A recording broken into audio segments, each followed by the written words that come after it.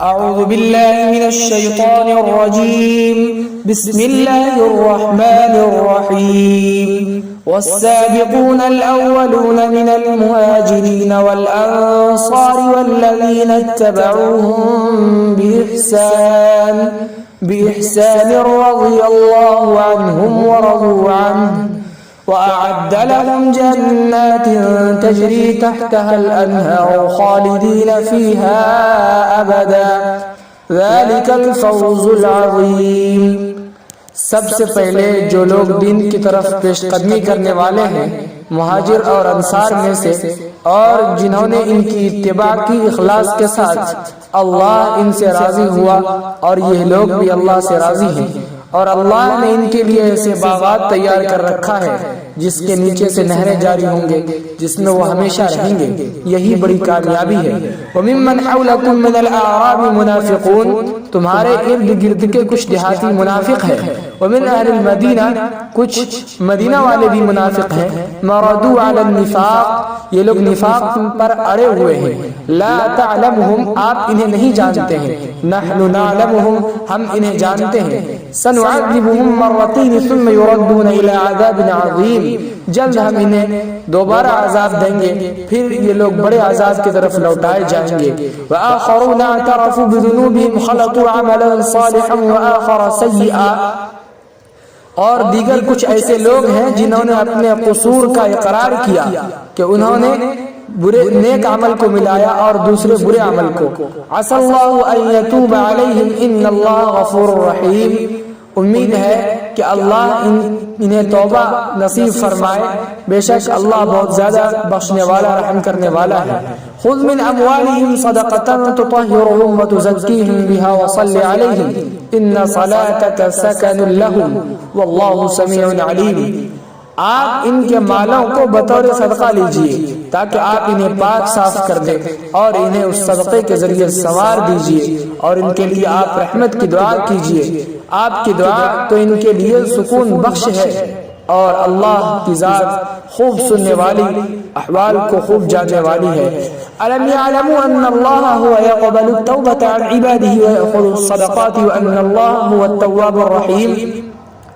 کیا انہیں نہیں معلوم ہے کہ اللہ ہی کی وہ ذات ہے جو اپنی بندوں کی توبہ کو قبول فرماتا ہے اور صدقہ کو قبول فرماتا ہے، اور یہ کہ اللہ بہت زیادہ توبہ قبول فرمانے والا بے حد مہربان ہے.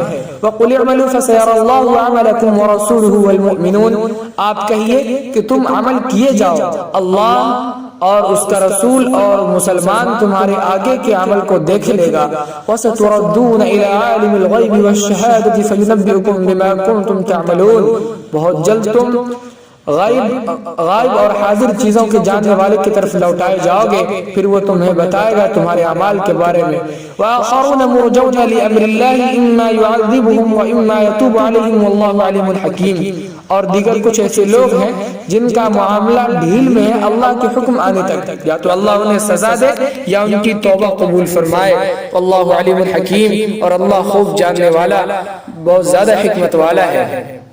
والذین اتخذوا مسجدا ضرارا وكفرا وتفریقا بین المؤمنین وارصادا لمن حارب اللہ ورسولہ من قبل، اور وہ جنہوں نے ضد پر ایک مسجد بنائی کفر کرنے کے لیے، مسلمانوں کے درمیان پھوٹ ڈالنے کے لیے، گھات لگانے کو اس شخص کے جو اللہ اور اس کے رسول سے پہلے سے لڑ رہا ہے. وَلَا يَحْلِفُنَّ إِنْ أَرَدْنَا إِلَّا الْحُسْنَى، اور یہ لوگ ضرور قسم کھائیں گے کہ ہمارا ارادہ تو بھلائی کا ہے. وَاللَّهُ يَشْهَدُ إِنَّهُمْ لَكَاذِبُونَ، اللہ گواہ ہے کہ یہ لوگ پکے جھوٹے ہیں. لا تقم فيه ابدا، آپ اس مسجد میں کبھی کھڑے ہو کر نماز نہ پڑھیں.